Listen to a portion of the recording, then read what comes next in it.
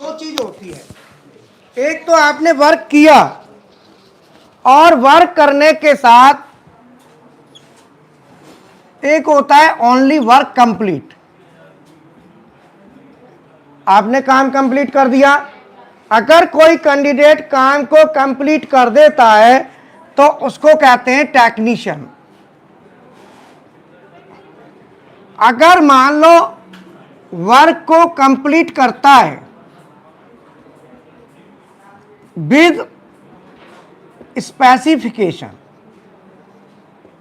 अगर वो स्पेसिफिकेशन के साथ वर्क कंप्लीट करता है, मान लो जिस काम को कर रहा है उसकी जानकारी भी ले रहा है, ये क्यों है, कैसे है, इसके क्या फायदे हैं, क्या नुकसान है, उसकी जानकारी भी अगर कैंडिडेट लेता है तो उसको कहते हैं इंजीनियर।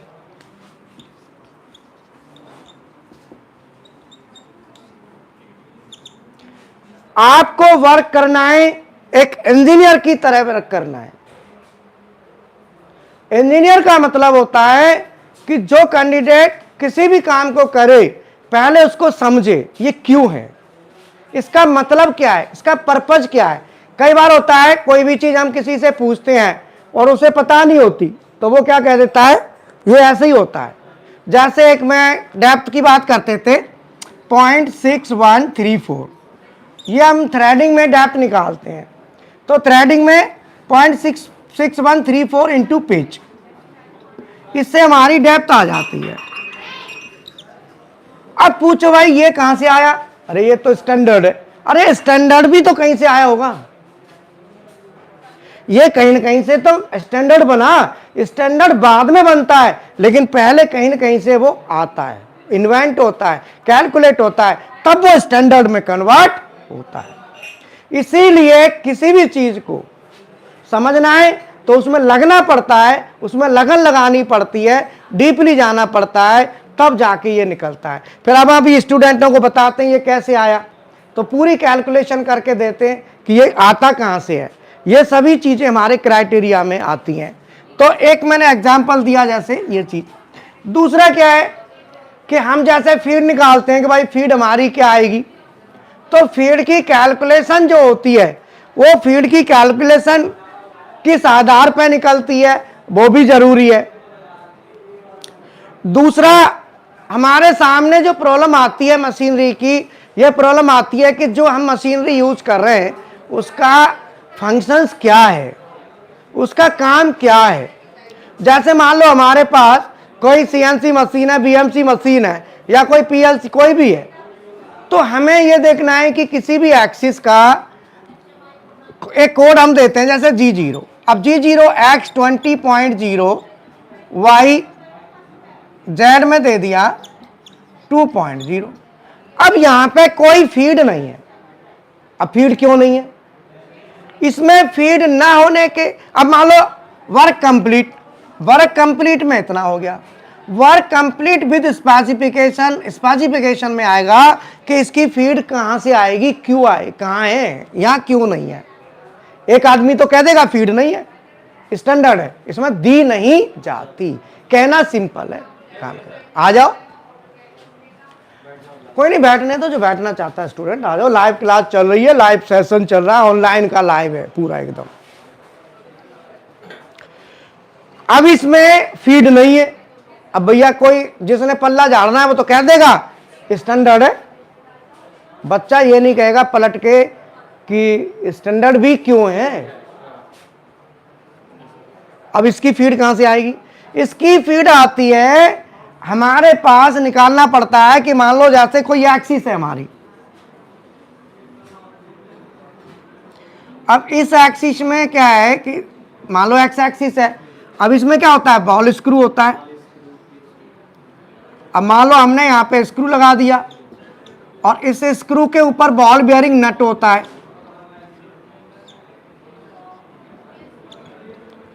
और नट के ऊपर हमारी स्लाइड लगी होती है। अब ये जो स्क्रू है ये बॉल स्क्रू है, इसकी अपनी एक पिच होती है। अब G0 की जो फीड है उसको हम कहते हैं रैपिड रेट। G0 की जो फीड होती है उसको कहते हैं रैपिड रेट, रैपिड रेट। अब ये बाल स्क्रू की पिच मान लो हमारी 5 mm है, तो 5 mm का है और ये हमारी एक्स एक्सिस है या कोई भी है और ये सर्वो मोटर है। अब ये स्क्रू की पिच 5 mm है और सर्वो मोटर के निकालते हैं हम आरपीएम। आरपीएम मान लो इसके 3000 है। इसका मतलब क्या हुआ कि 3000 ये राउंड 1 मिनट में लेगी, 1 मिनट में 3000, और 1 मिनट में जब ये 3000 चक्कर लगाएगी तो ये जो स्लाइड है हमारी, ये पॉइंट ए है, ये कितना आगे जाएगा 1 मिनट में? एक चक्कर में कितना जा रहा है? 5 mm एक चक्कर में। तो 1 मिनट में कितना जाएगा? तो 1 मिनट में जो आगे जाएगा वो उसे कहेंगे सर्वो मोटर आरपीएम। ले लो सर्वो मोटर आरपीएम। इसका मतलब है कि सर्वो मोटर ज्यादा से ज्यादा इतने आरपीएम पे चल सकती है, इससे ज्यादा तो नहीं जाएगी, ये इसकी लिमिट आ गई। अब एक्सिस में काम किसका है? मेन सर्वो मोटर का। सर्वो मोटर हमारी 3000 आरपीएम पे चलेगी, तो सर्वो मोटर आरपीएम इंटू, अब हमें आगे जो मूवमेंट है वो तो यहां चाहिए ना, तो बाल स्क्रू एक राउंड में कितना mm जाएगा? 5 mm इंटू बाल स्क्रू पिच, बाल स्क्रू पिच।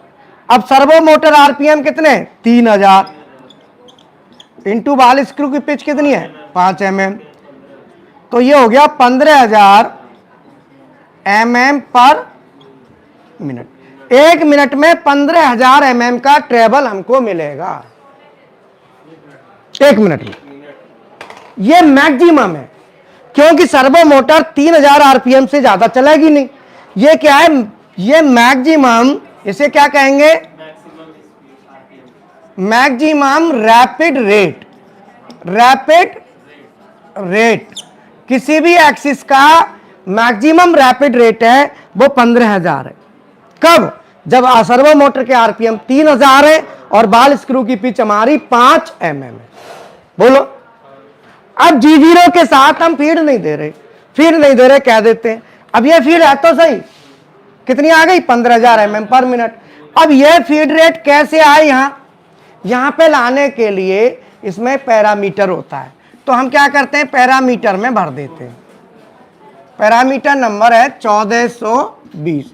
1420 में एक्स में भर देंगे हम 15000, एक्स में भर दिया 15000, तो ये हो गया 15000 mm पर मिनट हो गया। अब हमें मान लो मशीन की लाइफ आगे बढ़ गई, मशीन पुरानी होती जा रही है, तो उतना मैक्सिमम रैपिड रेट घटेगा ना, इतना तो रहेगा नहीं कि भाई तो हर समय इतना रहेगा, तो हम इसको घटाते जाते हैं मशीन की आगे एज के हिसाब से। अब जैसे मान लो मशीन आपकी पुरानी हो गई, तो आप इससे क्या करेंगे? 15000 की जगह 10000 कर दो। कितना कर दिया मैडम? एक बार देखो ना इसमें कमेंट पे बच्चों के थोड़ा ध्यान दो, उधर लग जाओ। तो कितना हो गया? बच्चों को कमेंट का भी आंसर देते रहो, क्वेश्चन पुटअप कर रहे होंगे ना, मैं तो पढ़ाने पे लग रहा हूं। क्यों है? ठीक है। अब इसमें हमारा जो मैक्सिमम रैपिड रेट है वो हमने डिसाइड कर लिया कि इतना है। तो मैंने आपसे क्या कहा कि हमें इंजीनियर बनना है। हमें इंजीनियर बनने के लिए कोई भी चीज हो रही है तो क्यों हो रही है उसकी जानकारी होना बहुत जरूरी है। और अभी मान लो 10000 mm पर मिनट, तो हम G0 जैसे ही डालेंगे तो इसकी जो फीड रेट है, ठीक है जाओ, तो ये जो फीड रेट है वो हमारी यहां से उठ के आएगी। आ तो रही है लेकिन हमने दी नहीं है। हाँ भेज दो, कोई नहीं, कोई भी हो भेज दो। तो ये हमारा मैक्सिमम रैपिड रेट है, ये डिसाइड होता है हमारे बाल स्क्रू की पिच पे और सर्वो मोटर के आरपीएम पे। क्लियर है? तो फ्रेंड्स मैं आपको बीच में थोड़ा सा रोक रहा हूं कि कई स्टूडेंटों का यूट्यूब पे कमेंट आता है कि सर फोन नहीं उठती है, जवाब नहीं आता, तो मैं इसके लिए कुछ नंबर्स आपको दे रहा हूं और आप उन पे एक नंबर पे फ़ोन ना उठे तो ऑनलाइन आने का पर्पज़ ये भी है कि बच्चों की प्रॉब्लम्स होती हैं उसको भी देखें। तो उसमें जैसे हमारे नंबर है 3 9911 448855। दूसरा है 9911448833। तीसरा है 9911448933। ये दोनों नंबर सेम है, बस अंतर केवल 88 और ये 89। 8 की जगह 9 हो रहा है, बाकी इसमें कोई अंतर नहीं है। ये तीनों में से कोई भी नंबर आप मिलाएंगे, आपकी बात होगी। अगर एक नंबर पे नहीं हुई है तो आप दूसरे पे कर लें। ये 3 हमारे नंबर हैं जो मेनली यूज होते हैं, और आप इन पे किसी न किसी पे बात करें। और अगर आप कोई भी क्वेरी है, कुछ भी है, एक बार फ़ोन ना उठे तो आप दोबारा करके देख लें। कई बार ऐसा हो जाता है, मान लो बिजी हैं, कॉल बैक में चली गई, ऐसा है, तो आप ना ये ना करें, एक ही नंबर के पीछे पड़े, दूसरे पे ट्राई करके बात कर लें, ठीक है ना। वैसे पीएलसी के लिए अगर आपने बात करनी है तो पीएलसी के लिए स्पेशली ये विशाल सर का नंबर है, विशाल सर का नंबर है, आप इस पर बात करें। और सीएनसी बीएमसी के लिए करनी है तो आप बीएमसी के लिए फीड को कर देता हूं। ये क्या है, लेकिन किसी पे भी करोगे आपको ऐसा नहीं है रेस्पॉन्स नहीं मिलेगा। अगर ये नंबर पे बात नहीं हो पाती है तो आप इस नंबर पे कहीं भी बात कर लें, ऐसी कोई दिक्कत नहीं है। और बाकी मैं एक नंबर और दे दूं, ठीक है, यही बहुत है। हाँ, तो मैं पीएलसी में भी एक नंबर और मैं कोशिश कर रहा हूं कि अगर मान लो बात ना हो तो उस नंबर पे बात कर लिया करें, वो नंबर भी हम आपको जल्दी दे देंगे। तो अब इसमें मैं फीड को ये नंबर से हमारे, और कोर्स की फीस बहुत ज़्यादा नहीं है। जैसे मैं बताता हूँ, मैं सब्जेक्ट को आगे बढ़ाने से पहले थोड़ा सा बता देता हूँ। ये कॉन्टैक्ट नंबर्स हैं, ये मैं लिख देता हूँ यहाँ पे, जो बार बार मुझे लिखना नहीं पड़ेगा। कॉन्टैक्ट नंबर दिख तो रहे ना ये तीनों। और अगर आपकी किसी भी नंबर पे बात नहीं होती है तो दूसरे पे बात करें। ऐसा नहीं है कि आप बिल्कुल छोड़ दें, नहीं है, ऐसा नहीं है, आप करेंगे बात जरूर होगी। दूसरा जो फीस है, जैसा मैं बता के चलता हूं, फीस में भी कोई वो नहीं है ज़्यादा। सीएनसी बीएमसी और बीएमसी दोनों की मिला के जो फीस है वो 4000 रुपये है। साथ में industrial drawing plus GD&T plus surface roughness plus macro, ये मिला के 1000 रुपये और देना है। और डेल कैम 500 रुपये और ऑटो कैट 500 रुपये। ये फीस सीएनसी ग्रुप की है, बहुत ज़्यादा फीस नहीं है, जिसमें रहना फ्री है, रहने के चार्ज नहीं है। आप हमारी व्यवस्था में रहते हैं तो आपको रहना फ्री मिलेगा। और पीएलसी में भी कोई ज़्यादा वो नहीं है। पीएलसी में भी आप देखेंगे तो वही है, डेल्टा, मित्सुबिशी, ओमरॉन, एलन बेली, सीमेंस, फानुक, स्नाइडर, ये सब मेक की मिला मिलू के plus HMI plus SCADA plus BFD plus servo plus stepper, ये सब मिला मिलू के आपको लगभग 7000 रुपये देना है, 7000। अगर सिंगल मेक की पीएलसी करते हैं तो ये सब मिला के आपकी जो कॉस्ट है वो 7000 आएगी। बाकी विशाल सर से बात कर सकते हैं। सिंगल मेक की पीएलसी करते हैं तो 5000 है, लेकिन खाली एक मेक की पीएलसी में पीएलसी मिलेगी, फिर बाकी चीज़ें भी रह जाती हैं। और भी बहुत सी चीज़ें हैं जिसमें सीएनसी मेंटेनेंस है, वो विशाल सर से बात करके ऑफर में चल रहा होता है तो वो सब इसी में हो जाता है। जैसे सीएनसी मेंटेनेंस हो गया, हाइड्रोलिक न्यूमेटिक हो गया, ये भी एडिशनल है, लेकिन ऑफर अगर चलता है तो ये साथ में हो जाते हैं, कोई दिक्कत नहीं है। अब इसमें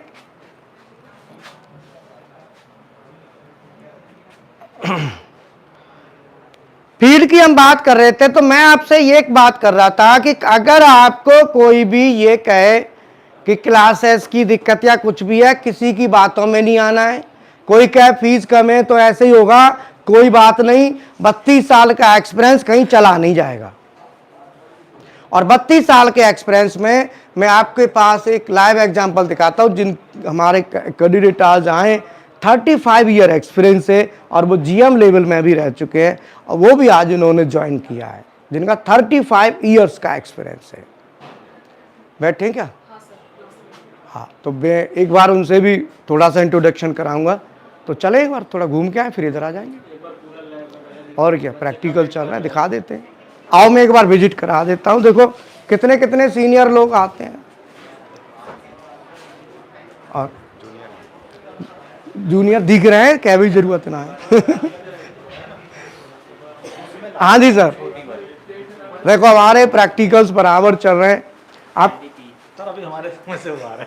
अभी बाहर है ना, ये काफी सीनियर हैं और देखो अभी प्रैक्टिकल करेंगे, अभी धीरे धीरे, कोई दिक्कत नहीं है, आएंगे। फरीदाबाद से इनका अपना काम है, बिजनेस है।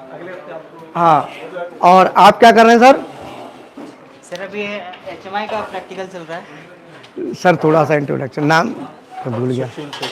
सुशील सेठी जी हैं और काफ़ी अच्छे लेवल पर रहे और हमारे साथ बहुत बढ़िया हमको लगा आ जाए तो अब HMI करा, क्योंकि क्या होता है ना कि लेवल हमारा काफ़ी चला जाता है, लेकिन कई बार हम मशीनरी से टचिंग में नहीं रह पाते और जूनियर से पूछ ज़्यादा वो भी नहीं करते कि भाई, और मशीनों से तो दूर ही हो जाता है आदमी, जितना सीनियर होता है उतना ही दूर हो जाता है। तो मैं चाहता हूँ कि किसी जूनियर से बात करने की जरूरत नहीं है, मैं बैठा हूँ, कोई दिक्कत नहीं है। ठीक है, सेठी जी हैं, काफ़ी अच्छा एक्सपीरियंस है। लास्ट जीएम लेवल था आपका? जीएम लेवल से करके आए, पैकेज भी काफ़ी अच्छा था। 25 लाख का था, कितना? 25 लाख का। देखो तो क्या है कि कोई भी सीखना है, कोई भी काम है, किसी भी तरह से करिए सर आप प्लीज, तो उसमें कोई ऐसी दिक्कत नहीं है। अभी ये प्रैक्टिकल्स कर रहे हैं, अभी ये भी लगे हुए, काय का प्रोग्रामिंग कर रहे हो बेटा? टाइमर का कर रहे हो आप? पीएलसी का सर रिवर्स फॉरवर्ड पीएलसी में बना रहे हैं आप लोग। टाइमर का कर रहे हैं? टाइमर्स का है ना।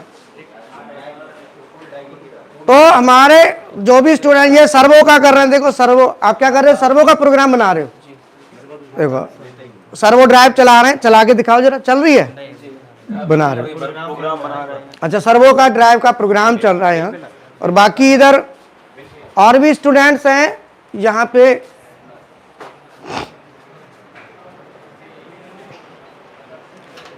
यहाँ पे ऑटोकैड और ये चल रहा है ना,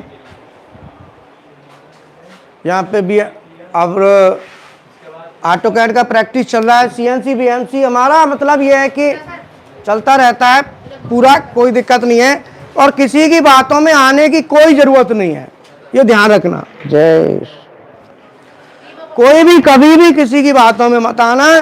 मैंने कह दिया मेरा फुल टाइम इसी में लगता है। मैंने आपको दिखा दिए ना, सीनियर से सीनियर, जूनियर से जूनियर, सभी लेवल के स्टूडेंट यहाँ पे आते हैं। अब मैं सेशन को आगे बढ़ाता हूँ। अभी क्या इवनिंग टाइम हो गया ना, तो बच्चे जा चुके हैं लगभग और सब ऑनलाइन जुड़े होंगे, अब देख रहे होंगे। तो अभी क्या क्वेश्चन था? फीड को दोबारा रिपीट करना है? आ रहे, ठीक है। तो मैं जो है ना आपको दो चीज बता देता हूं, फीड को रिपीट कर देता हूं दोबारा।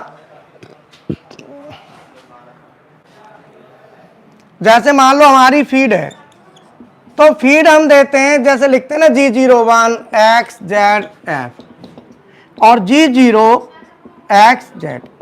G0 में कोई F नहीं है। F क्यों नहीं है? वो F जो है ना वहां से आता है और वो मैक्सिमम रैपिड रेट होता है। इसमें G0 के साथ हम F को यूज नहीं करते। इसमें तो कोई F नहीं है ना, फीड नहीं है। इसकी F कहां से आती है वो मैंने आपको बताई थी।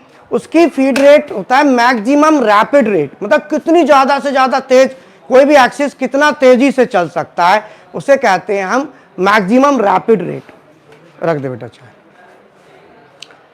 तो इसके लिए मैं आपको फिर बता देता हूं।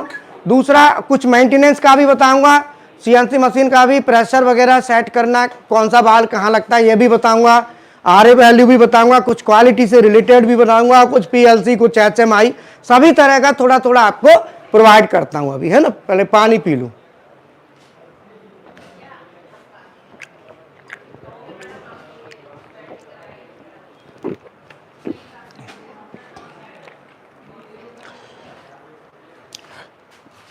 कोई भी एक्सिस कितनी ज्यादा से ज्यादा तेज चला सकते हैं वो डिपेंड करता है उस एक्सिस में लगी हुई सर्वो मोटर के आरपीएम। मान लो किसी भी एक्सिस में जो सर्वो मोटर लगी है उसके आरपीएम सपोज 2000 है। इसका मतलब है कि ये मोटर 1 मिनट में 2000 राउंड पूरे करेगी। 1 मिनट में 2000 राउंड पूरे करेगी 1 मिनट में। लेकिन हम तो ये कहेंगे कि 1 मिनट में चलना कितना है, फीड कितनी है, ये तो राउंड हो गए। अब एक राउंड में कोई भी एक्सिस कितना चलेगा, linear travel, linear travel in 1 round. एक राउंड में लीनियर ट्रेवल कितना होगा, बॉल स्क्रू की pitch is equal to ball screw pitch. मान लो पिच हमारी 5 mm है, तो इसका मतलब सीधा सीधा है कि सर्वो मोटर के एक चक्कर में एक्सिस हमारी 5 mm चलेगी पिच के बराबर। अब भैया 1 मिनट में कितनी चलेगी, तो 1 मिनट के राउंड ले लो, तो 1 मिनट में कितना चलेगी, 1 मिनट में चलेगी 1 मिनट के राउंड, मतलब आरपीएम 1 मिनट में चलने के लिए क्या होगा, फीट mm पर मिनट। कितना mm, 1 मिनट में, पर मिनट का मतलब 1 मिनट में। तो 1 मिनट के राउंड मतलब आरपीएम मतलब 1 मिनट के चक्कर into ball screw pitch, ball screw pitch. तो ये हमारा हो गया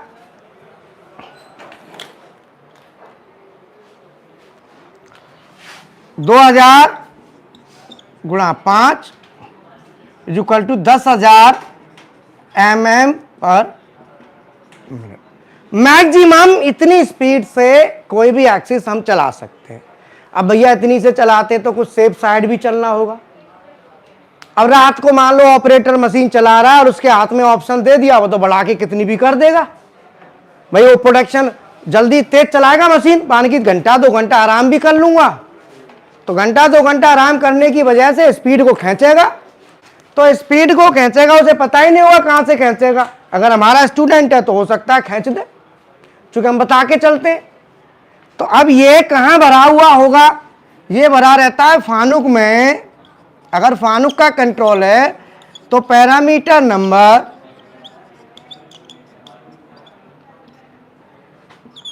1420 में। अब 1420 में x की वैल्यू के आगे लिखा होगा 10,000। 10,000 तो लास्ट है, तो हम क्या लिखेंगे 8,000। सेफ साइड चलेंगे तो x में लिख दिया 8,000 और z में भी लिख दिया 8,000। अगर सेम है तो दोनों। इसका मतलब है कि हमारी x एक्सिस की सर्वो मोटर हमारी मैक्सिमम 8,000 mm पर मिनट की फीट से एक्सिस हमारी चल सकती है, इससे ज्यादा। अब ये 8,000 ऐसा तो नहीं हर समय 8,000 चलेगी, इसका भी क्या लगाते हैं फिर। 8,000 को ज्यादा कम करना है तो क्या करोगे, हम क्या लगाते हैं, फीड ओवरराइड। तो फीड ओवरराइड को कैसे करते हैं, 0 से 10, 20, 30, 40, 50, 60, 70, 80, 90, 100, 110, 120। ये फीड ओवरराइड को 0 पे कर दो तो बिल्कुल नहीं चलेगी। हमने इसको काय पे ले आए, फीड ओवरराइड पे ले आए। इतने पे चलाना है तो 100% करेंगे तो इतने पे चलेगी, 50% करेंगे तो 50% पे, और 0 करेंगे तो बिल्कुल भी नहीं। तो फीड ओवरराइड से फिर हम इसकी स्पीड को ज्यादा कम सेट कर लेते हैं।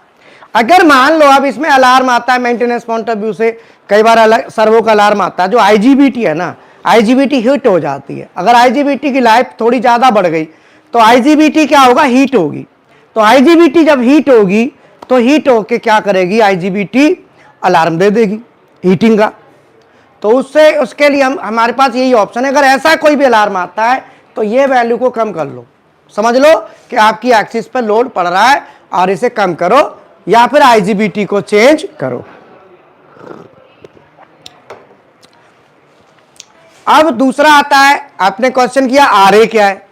आरए वैल्यू होती है सरफेस रफनेस, आरए इसे कहते हैं रफनेस एवरेज।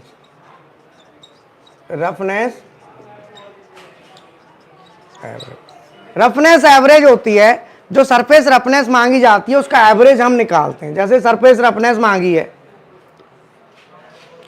ये वेव फॉर्म है। अब इस वेव फॉर्म में क्या है कि आर एवरेज जो निकलता है ना, किसी भी वेव फॉर्म के पूरे क्रॉस सेक्शनल एरिया का हाइट्स का निकाल लेंगे कैलकुलेशन करके, अलग अलग एरियाज ऐसे इन सब का एवरेज निकाल लेंगे, वो हमारा आर आता है। तो आर जो है ना, सरफेस रफनेस, इरेगुलरिटीज और एट एनी सरफेस भी कहते हैं, और रफनेस का एवरेज भी हम इसको कहते हैं।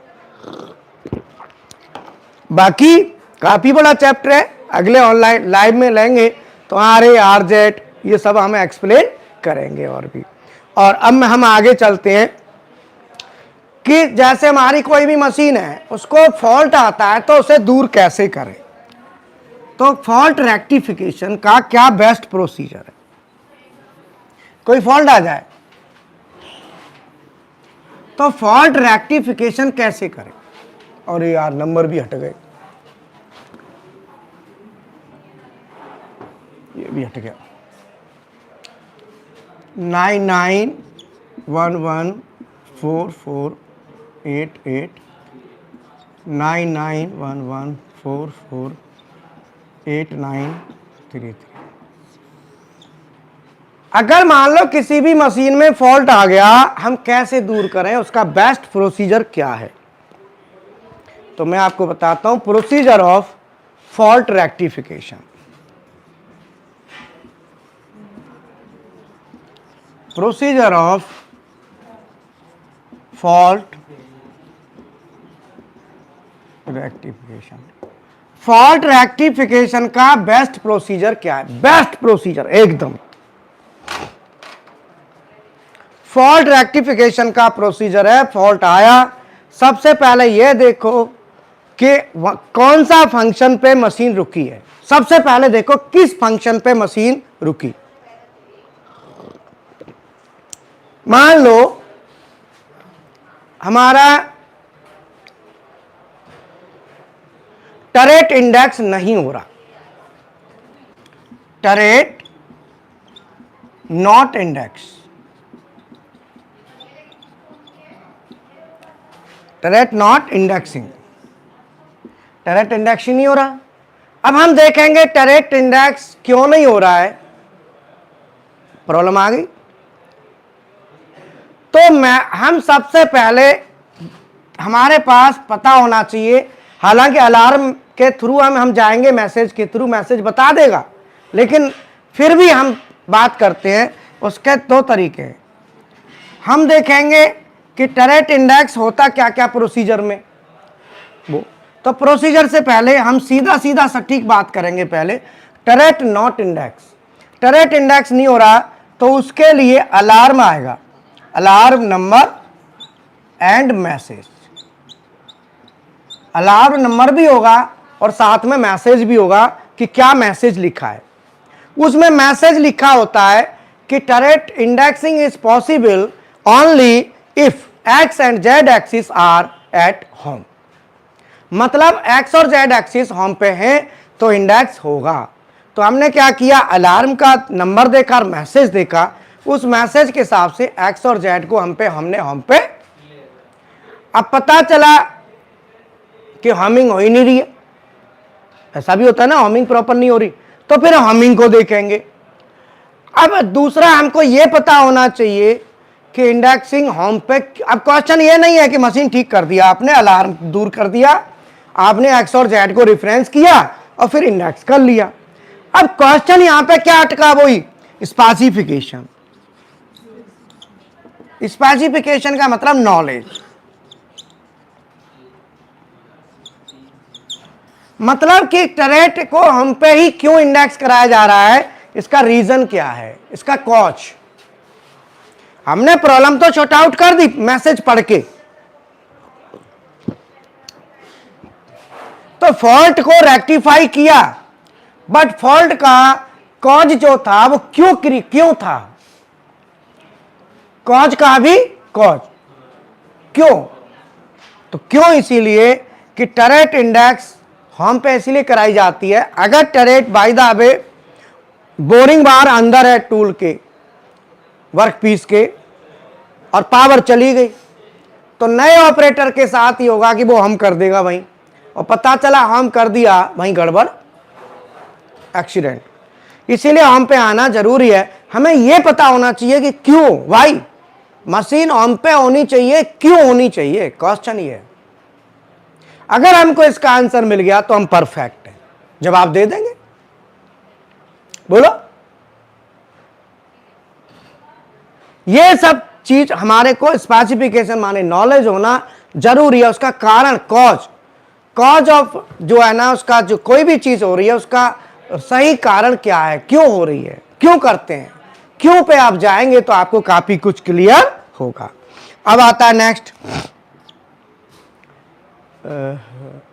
हाँ, अब बात आती है जो फॉल्ट आते हैं, तो वो फॉल्ट हमारे कौन कौन से फॉल्ट आते हैं। जैसे मान लो हमारी मशीन में फॉल्ट आया, लुब्रिकेशन नहीं हो रहा,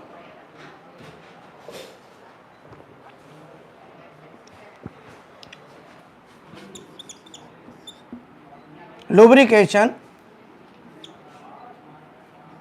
नॉट ओके या कोई भी कारण है नहीं आ रहा है। अब हमें लुब्रिकेशन फॉल्ट आया तो हमें लुब्रिकेशन से रिलेटेड सभी जानकारी होनी। अब लुब्रिकेशन का फॉल्ट तो हमने देख दिया, मैसेज में देखा, उसमें देख के अपने आप कवर कर दिया, लेकिन इंटरव्यू में पूछा जाएगा या हमको जानकारी होनी चाहिए अगर लुब्रिकेशन नहीं होता है तो मशीन में क्या होगा। अगर लुब्रिकेशन नहीं होता है तो हमारी स्लाइड जो चलेगी, जो हमारा मूवमेंट होगा स्लाइड का, स्लाइड में लुब्रिकेशन न होने की वजह से फ्रिक्शन इंक्रीज होगा, क्योंकि लुब्रिकेशन फ्रिक्शन को रिड्यूस करता है, और फ्रिक्शन बढ़ेगा तो स्लाइड का वियर भी बढ़ेगा, और स्लाइड का वियर बढ़ने से क्या होगा, एक्यूरेसी प्ले आएगी और एक्यूरेसी डाउन जाएगी। तो इसीलिए लुब्रिकेशन होना जरूरी है।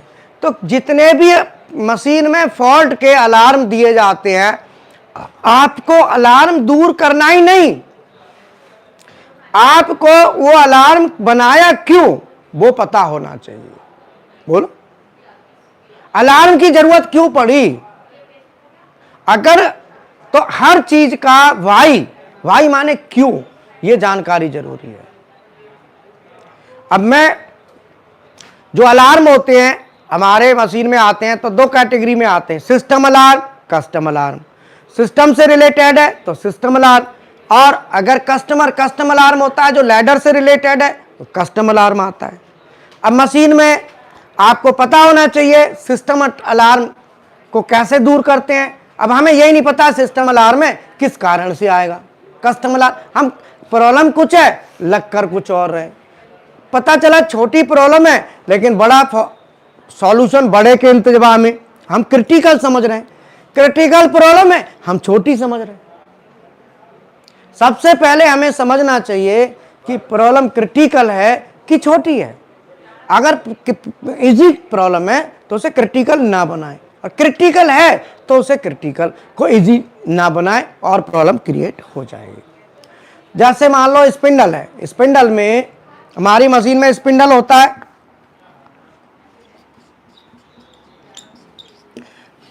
तो स्पिंडल में एक तो सर्वो मोटर होती है या एसी मोटर होगी कोई भी, ये तो मोटर हो गई। अब मोटर के साथ हमने क्या लगा दी, बेल्ट लगा दी, बेल्ट के साथ हमने क्या स्पिंडल को रोटेट कराया, ये स्पिंडल है। अब हमें मोटर की भी फीडबैक चाहिए, स्पिंडल की भी चाहिए, इसके लिए एनकोडर लगता है अलग से। अगर इसका एनकोडर जो लगा हुआ है जो फीडबैक देता है, बेल्ट मान लो टूट गई तो एनकोडर फीडबैक देना बंद कर देगा, एक्सीडेंट हो जाएगा। इसीलिए इसका फीडबैक जरूरी है, नहीं लोगे तो प्रॉब्लम। हर चीज का आपको पता होना चाहिए कि ये प्रॉब्लम आई है तो क्यों आई है, और इस प्रॉब्लम के लिए हमने चेक पॉइंट लिया है, अलार्म नंबर किया है, क्रिएट किया है, तो क्यों किया है। इसका मतलब ये इसके ना होने से अगर ये गड़बड़ करता है तो मशीन को क्या इफेक्ट होगा वो जरूरी है। मान लो आपकी मशीन में प्रॉब्लम आ गई, आपको पता होना चाहिए कि ये प्रॉब्लम आती है, तो अगर प्रॉब्लम को ठीक नहीं किया या बाईपास करके चला दिया तो कोई नुकसान तो नहीं होगा। वो जानकारी हमारे लिए सबसे इंपॉर्टेंट है, ठीक है ना। अब आता है कि जैसे कुछ मशीनें होती हैं उनको रेफरेंस करना पड़ता है, कुछ को नहीं करना पड़ता। अगर आपकी पावर फेलियर होती है, पावर फेलियर होती है तो मान के चलो जैसे पावर गई तो कौन सी मशीन को रेफरेंस करना और कौन सी को नहीं। अगर आपकी मशीन में एब्सोल्यूट एनकोडर है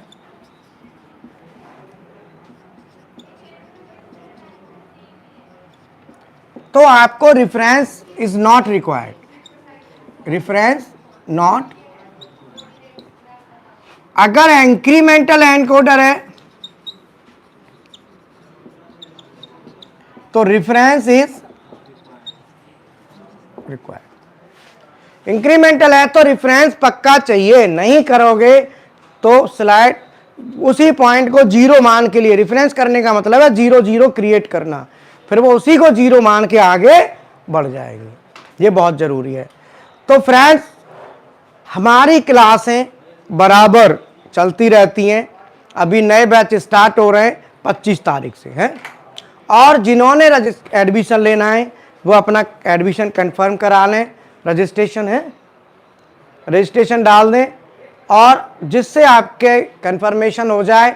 और मैं आपको एक ही बात कहता हूं कि आपसे कोई भी कुछ भी कहे, मैं आपको बराबर वीडियो दे रहा हूं, आपको बता रहा हूं कि मेरे जो स्टूडेंट्स हैं वो किस लेवल के हैं, आप भी समझ रहे हैं। हमारे स्टूडेंट में फैक्ट्री के ऑनर्स, अभी मैंने मिलाया था, बैठे थे ना, ये भी अब अपना पहले जीएम रहे यामा कंपनी में और अब अपना काम कर रहे हैं। ये तो इनको प्रॉब्लम्स आ रही है कि जिनसे काम करवाते हैं वो बार बार परेशान करते हैं तो सैलरी बढ़ानी पड़ती है, मजबूर होके अब इनको सीखना पड़ रहा है। हाँ, चंडीगढ़ से भी एक आए थे हमारे क्लाइंट्स, उनकी वो भी मशीन बनाते हैं, पूना से, नागपुर से, महाराष्ट्र से भी काफ़ी क्लाइंट्स हैं, गुजरात से काफ़ी ऐसे क्लाइंट्स हैं, स्टूडेंट हैं जो ट्रेनिंग लेते हैं, ऑटोमेशन की ट्रेनिंग, और वो मशीनरी में अपना हाथ साफ क्लियर करना चाहते हैं, जिससे इस तरह की प्रॉब्लम्स ना आए, किसी के पीछे डिपेंड रहना ना पड़े। और मैं आपको बता दूं,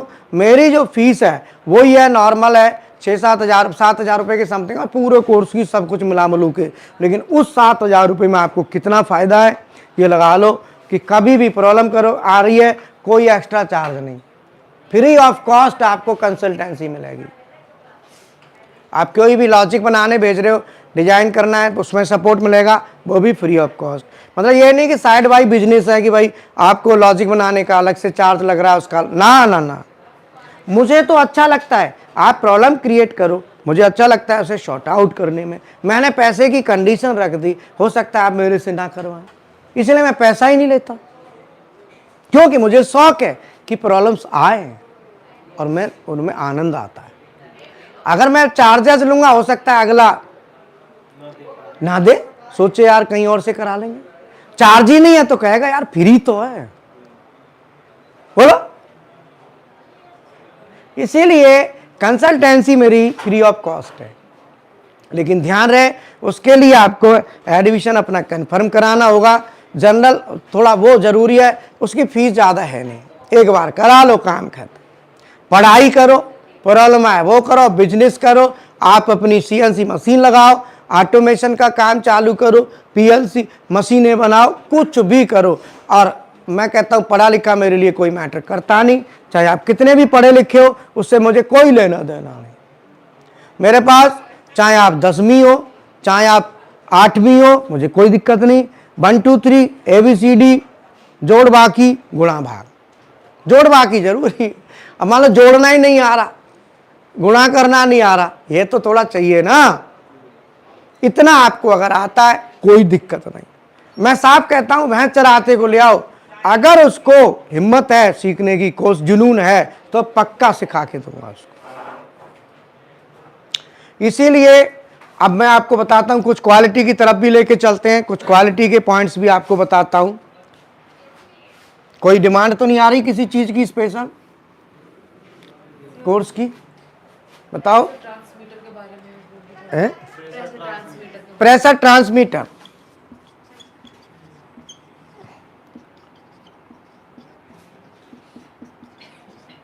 आपको जो भी पूछना है पूछो, फ्री ऑफ कॉस्ट है, कोई दिक्कत नहीं।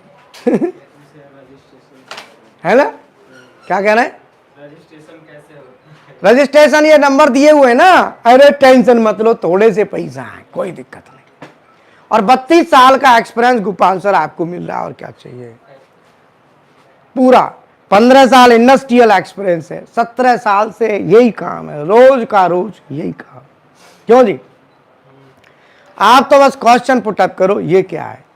अभी जैसे हम थ्रेड्स बनाते हैं, देखो मैं आपको बता दूं, ट्रांसमिशन, ये जैसे देखो ना चूड़ी वगैरह, ये प्रोडक्ट है, जैसे मार्केट में चलते हैं, हम उनको रिवर्स इंजीनियरिंग करते हैं, इनके प्रोडक्ट बनाते हैं। जैसे देखो थ्रेड्स, ये सब देख रहे हो, ये सब इस तरीके से हम स्टडी चलती रहती है बराबर। देख रहे हो चूड़ी वगैरह सब तरह के थ्रेड्स हो गए, सब हर तरह से, मतलब हम लगे रहते हैं कुछ न कुछ कार्रवाई में। ठीक है, अभी देखो पीस देखो हमारे,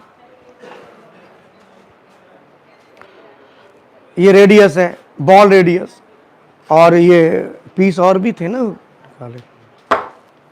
ट्रांसमीटर क्या होता है? देखो पूरी चूड़ी का कॉन्सेप्ट देखो, थ्रेडिंग देख रहे हो आप, देखो मेल फीमेल दोनों की चूड़ी बराबर,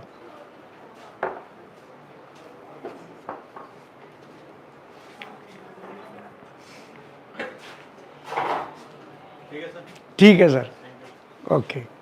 मेरा नंबर आपके पास रहेगा ही, तो आप मेरे कांटेक्ट, बिल्कुल सर।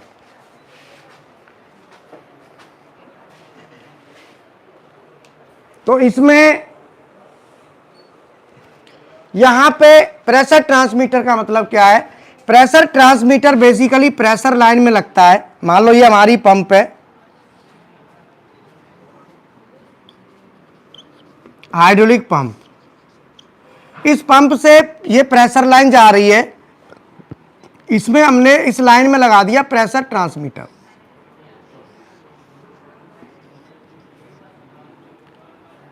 ये प्रेशर ट्रांसमीटर हमने यहां लगा दिया। तो प्रेशर ट्रांसमीटर लगा रहता है, ये क्या करता है? ये प्रेशर को स्टैंडर्ड एनालॉग सिग्नल में कन्वर्ट करता है। अब प्रेशर की रेंज, मान लो ये ट्रांसमीटर 0 से 15 kg पर सेंटीमीटर स्क्वायर का है,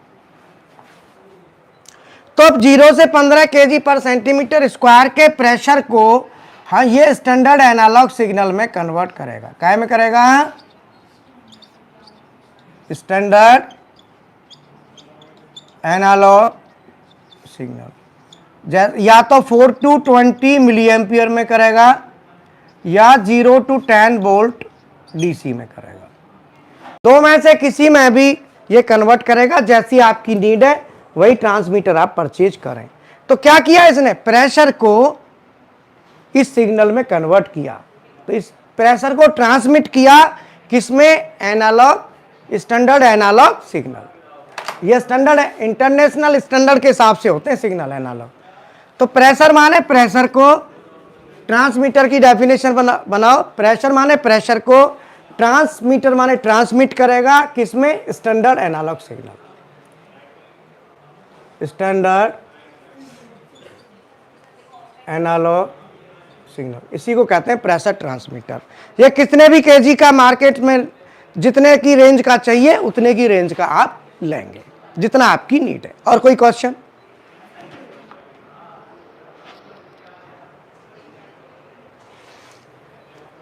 अगर कोई क्वेश्चन है आपके पास आप पुटअप करें, नहीं फिर मैं आगे चलता हूं।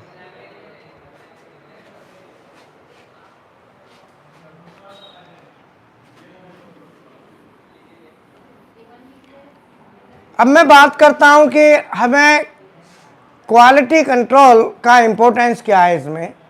तो क्वालिटी कंट्रोल में बेसिकली 5 कोर टूल्स आते हैं।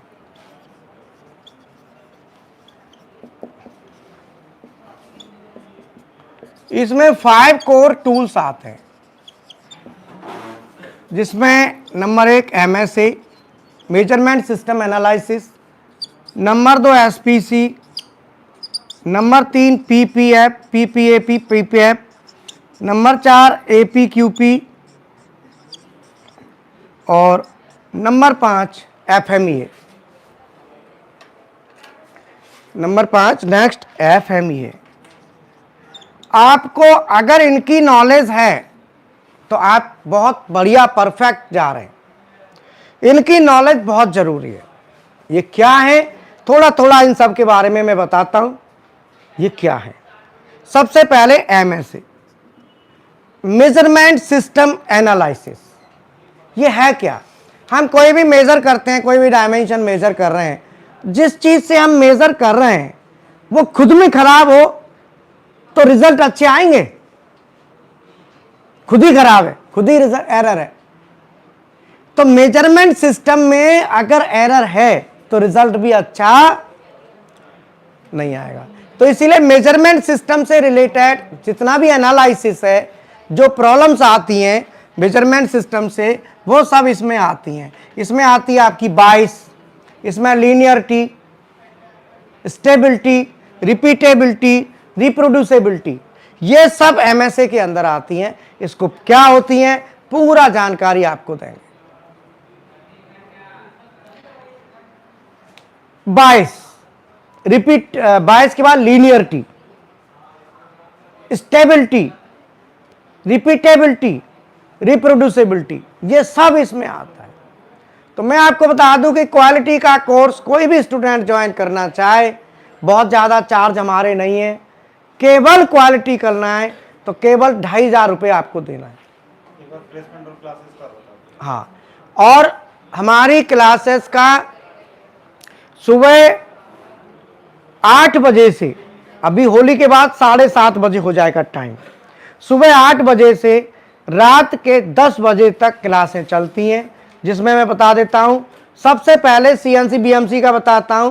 सुबह 8 बजे से 9:30 बजे तक ऑपरेटिंग के प्रैक्टिकल, CNC पे भी प्रैक्टिकल और BMC पे भी, दोनों पे 8 बजे से 9:30 बजे तक प्रैक्टिकल्स चलते हैं दोनों मशीनों पे। उसमें न्यू स्टूडेंट जिन्होंने कभी मशीन नहीं चलाई, वो स्टूडेंट मशीन को jog mode, handle mode, reference mode में चलाते हैं, प्रैक्टिकल करते हैं।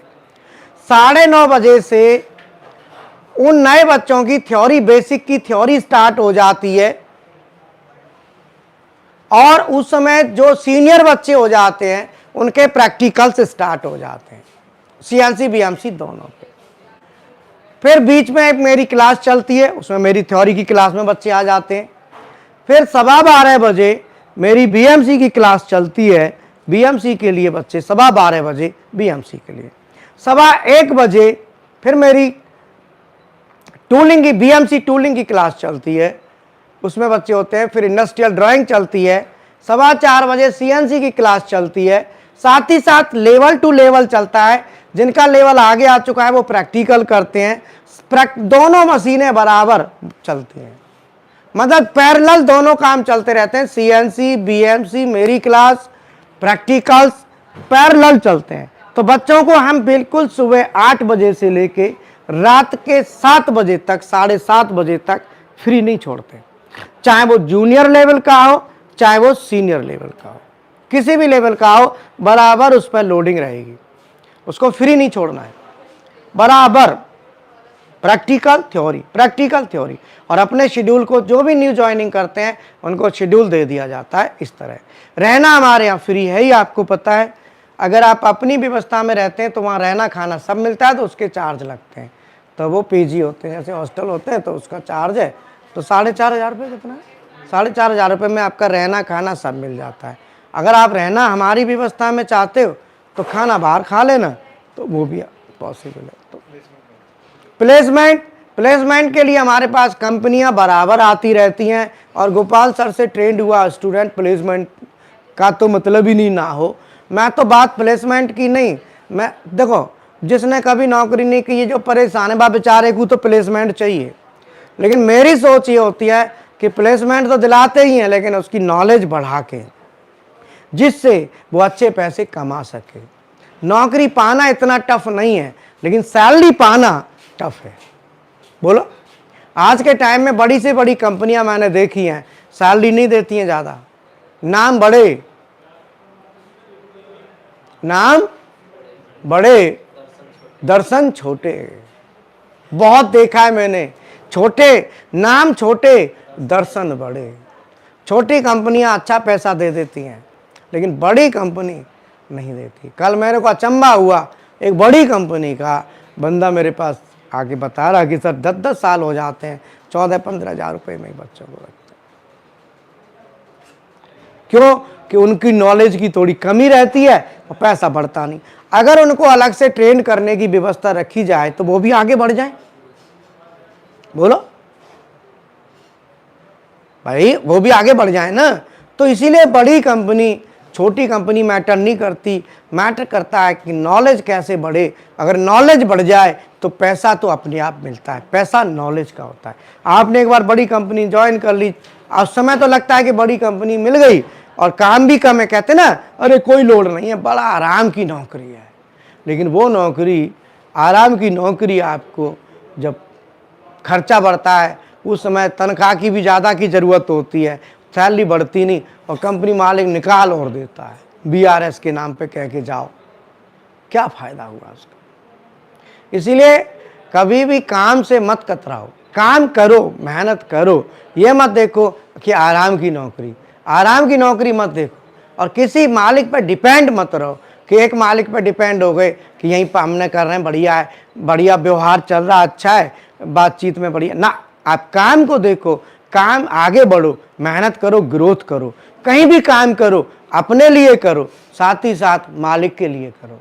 अब आप कहोगे अपने लिए और मालिक के लिए जो कर रहे हो वो, और अपने लिए क्या होता है फिर बताओ प्रदीप, अपने लिए का मतलब क्या है? सर, अपने लिए जो नॉलेज है उसके स्पेसिफिकेशन के बारे में, कि जो भी हम कर रहे हैं एक्चुअल में अंदर प्रोसेस हो क्या रहा है। हाँ, उसकी पूरी स्पेशलाइजेशन, जिससे हम किसी भी मशीन को किसी भी अच्छे से समझा सके, कहीं इंट्रो में या वैसा हमारा एक्सपीरियंस शेयर करने में इजी रहता है, कॉन्फिडेंस बिल्ड होता है। ठीक है, अब मैं बैठ जाऊं थोड़ा है।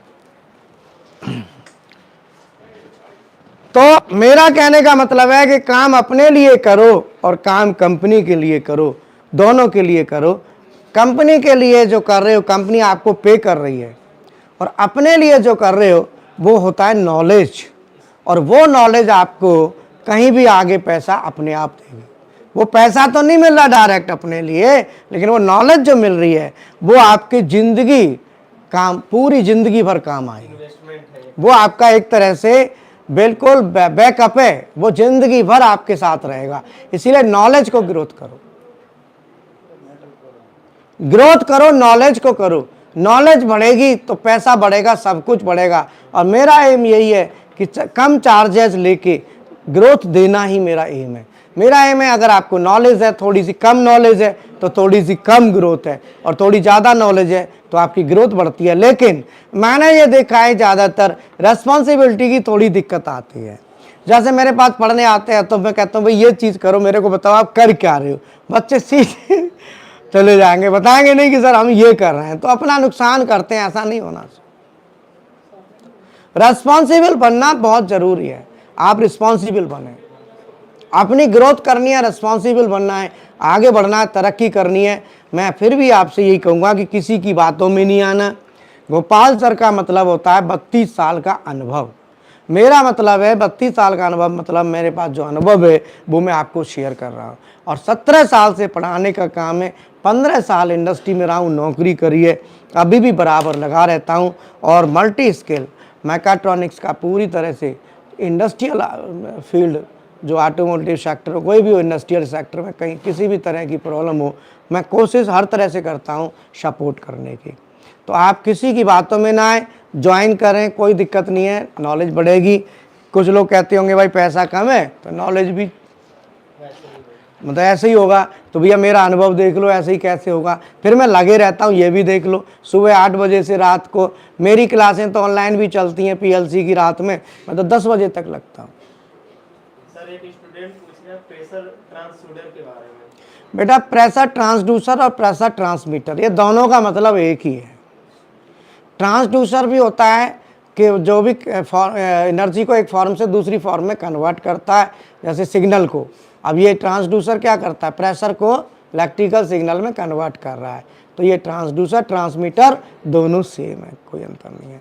प्रेशर स्विच आप कहते तो वो अलग है, प्रेशर स्विच होता है डिजिटल, और प्रेशर ट्रांसमीटर ट्रांसड्यूसर ये एनालॉग है। ये दोनों प्रेशर को ही बताते हैं कि कितना है। और पूछो।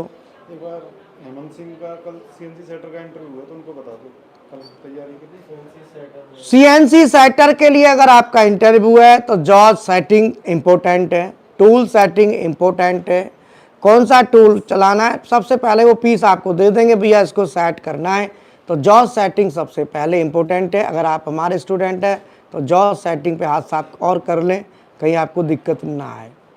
और जॉब के साथ साथ टूल सेटिंग भी आप समझ लें, टूल सेटिंग में क्या क्या होता है वो भी ज़रूरी है। कौन सी इंसर्ट है, चूँकि सेटर को इंसर्ट की जानकारी ज़रूरी है, कौन से ऑपरेशन पे कौन सी इंसर्ट चलेगी। और प्रोग्राम बना, प्रोग्रामर वैसे तो प्रोग्रामिंग की नॉलेज भी होनी चाहिए एक सेटर को, लेकिन फिर भी कई बार प्रोग्रामिंग की नॉलेज कम भी है तो भी सेटर रख लिया जाता है।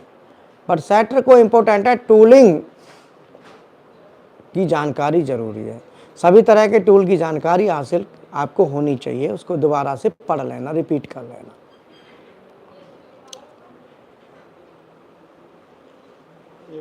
फॉरेन में प्लेसमेंट होता है आपके यहाँ पे? फॉरेन में देखो, हमारे स्टूडेंट जो फॉरेन में हैं वही स्टूडेंट बुलाते हैं, लेकिन और वही स्टूडेंट फॉरेन के लिए लेके जाते हैं, वहाँ से रिकमेंड करते हैं। लेकिन वैसे हम डायरेक्टली अपने तरफ से तो कोई भी नहीं भेजता, किसी न किसी कंसल्टेंट के थ्रू ही भेजता है। तो कंसल्टेंट होते हैं जो फॉरेन भेजने वाले होते हैं, उससे बातचीत हम करा देंगे। तो क्योंकि फॉरेन में क्या है कि देखो जिसकी जान पहचान होती है वहाँ तो ज़्यादा ठीक रहता है, डायरेक्टली जाओ तो वो थोड़ा सा कम वो है। तो हमारे स्टूडेंट हैं जो फॉरेन में ऑलरेडी वर्क कर रहे हैं या फॉरेन से यहाँ ट्रेनिंग लेने आते हैं, वही मांगते हैं कैंडिडेट कि सर हमें दे दो। रिक्वायरमेंट आती हैं, लेकिन फॉरेन का एक ही वो है कि थोड़ा सा अगर अपना आदमी है तो वो ज़्यादा सही रहता है। तो जो रेगुलर भेजते रहते हैं उनको हम रिकमेंड कर दें। और बताओ स्टैंडर्ड आरपीएम क्या होता है? ड्रिल का स्टैंडर्ड आरपीएम? ड्रिल में आरपीएम जो है ना, देखो आरपीएम जब निकलता है वो निकलता है कटिंग स्पीड से, वो मटेरियल पे डिपेंड करता है। जैसे मान लो वीसी, हम आरपीएम कोई भी कैलकुलेट करते हैं, चाहे ड्रिल हो चाहे कोई भी हो, तो आरपीएम निकालने का जो सीधा सीधा कॉन्सेप्ट है वो होता है वीसी बराबर पाई डी एन बटे 1000। हमें किसी भी मटेरियल की वीसी में कहते हैं कटिंग स्पीड, ये पहले से ही डिसाइडेड है। अगर हमारे स्टील है, स्टील में भी low carbon steel, medium carbon steel, high carbon steel, इन सब की वीसी दी होती है। दूसरा यहाँ पे मैटर करता है डायामीटर, तो एन निकालना है, so N is equal to VC into 1000 बटे पाई इंटू डी। आप इस फॉर्मूला को लगाओ, आरपीएम अपने आप आपके आ जाएंगे। एल्युमिनियम पे लगाना है, एल्युमिनियम पे निकाल लो। एल्युमिनियम की कटिंग स्पीड 150 से 250 होती है मीटर पर मिनट, और जो स्टील है जहाँ अमूमन हम 120 लेके चलते हैं, जो लोहा होता है उसकी 100 से 120 के समथिंग लेके हम चलते हैं कटिंग स्पीड। डायामीटर कितना है, डायामीटर का उसमें भाग दे दो तो उससे आपके आरपीएम आ जाएंगे। एन। और कोई?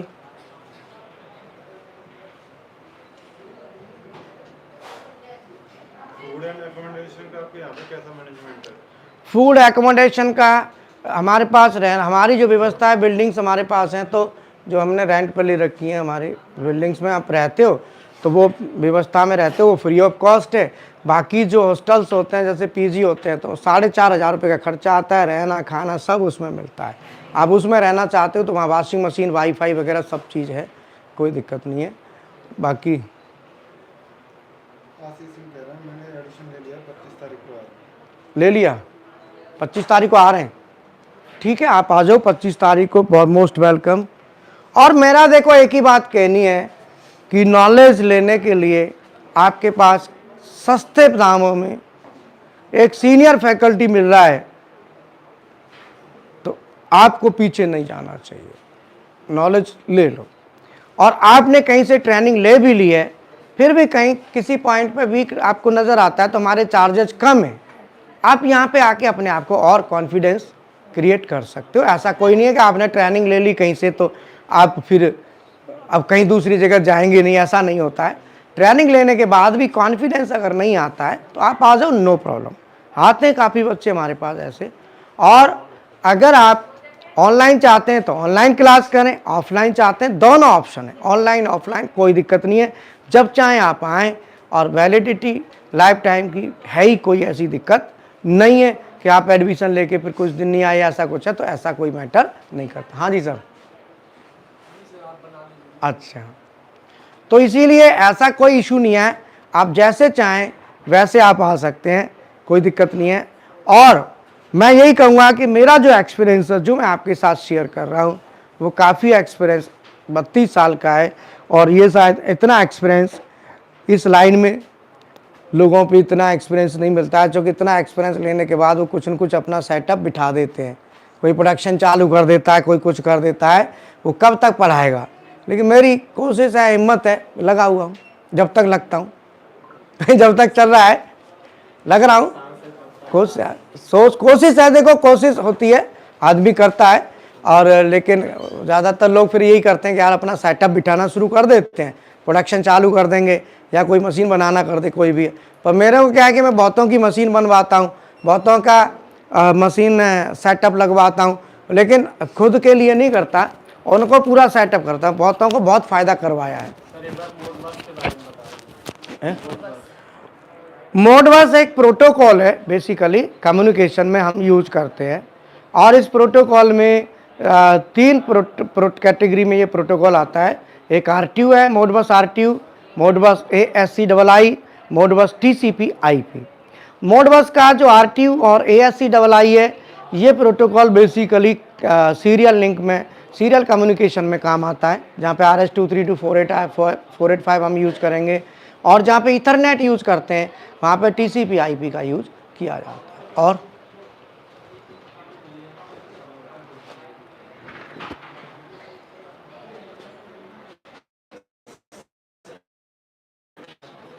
ठीक है, क्या टाइम हो गया?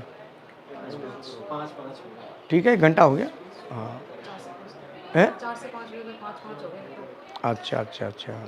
तो मैं क्लोज करने जा रहा हूँ, और मैं आपको फिर यही कहूँगा कि अपने रजिस्ट्रेशन को कंफर्म कराएं। कोई प्रॉब्लम है तो आप बताएं। आपकी फ़ोन की इशू आते हैं, मैंने नंबर दे दिए।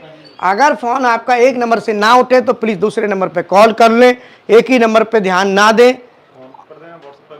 और व्हाट्सएप पे मैसेज कर दें, कोई दिक्कत नहीं है। कई बार फ़ोन नहीं भी उठ पाता है, कई बार बिजी भी हो सकते हैं, और व्हाट्सएप पे डिटेल मिल जाएगी। व्हाट्सएप कर दें, व्हाट्सएप पे आपको डिटेल पहुंच जाएगा।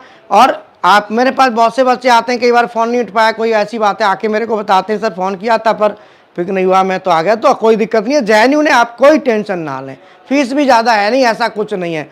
और मैं आपको आपके सामने हूँ, और मैं हर वीक कोशिश करूँगा कि आपके साथ लाइव आऊँ, और कोई न कोई स्पेशलाइजेशन उसमें लेके चलेंगे। जैसे कभी टॉपिक कोई ले लिया, 2-4 टॉपिकों का थोड़ा थोड़ा ज़रूर आपको अपग्रेड करेंगे। जैसे क्वालिटी का ले लिया, कभी टूलिंग का ले लिया, मेंटेनेंस का ले लिया, PLC का, HMI का ले लिया, सर्वो ले लिया, कभी हाइड्रोलिक ले लिया, कुछ जिससे आपको भी रहेगा कि गोपाल सर लाइव आ रहे हैं, आप हमारे साथ बात कर पा रहे हैं, और हमारे साथ कम्युनिकेट हो पा रहे हैं। कई बार होता है कि बात नहीं हो पाती, जैसे ऐसा कई बार एक आध मोबाइल का ऐसा कोई इशू, कोई ऐसा आया होगा कि फ़ोन नहीं उठा होगा, ऐसा कुछ है, तो आप तीनों नंबर में से किसी भी नंबर पे कॉल करें और अपना अपग्रेड करें। मेरा यही कहना है। थोड़ी सी नॉलेज कम है तो कम पैसा है, थोड़ी ज़्यादा है तो ज़्यादा पैसा, यही अंतर है। मैं कहता हूँ नॉलेज बढ़ा लो, पैसा बढ़ जाएगा। सीधा। अब नॉलेज बढ़ाने के लिए क्या चाहिए, फैकल्टी सीनियर लेवल का, जैसा फैकल्टी वैसी नॉलेज देगा, तो अब उसमें तो कोई दिक्कत नहीं है। फीस में ज़्यादा नॉलेज ऐसा कुछ नहीं है, ज़्यादा नॉलेज कम फीस में भी मिलती है, हम दे रहे हैं, ऐसी कोई दिक्कत नहीं है। ठीक है, okay, thank you very much.